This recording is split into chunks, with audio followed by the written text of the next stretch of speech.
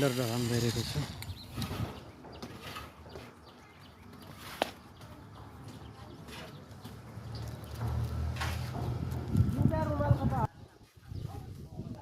हिजो आज त गर्मी पनि अत्याधिक गरेको छ।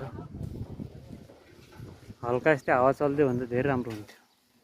भित्रको छाला गोरा छन्, बाहिरको छाला काला भइगया छन्। अलि यस्तो कोही लगायो भने त रङ दुईटा रङ मिलाएको हुन्छ यारमा त। हजुर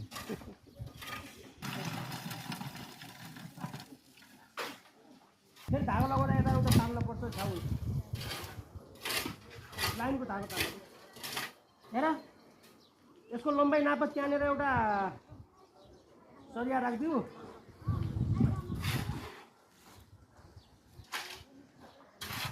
कान्छा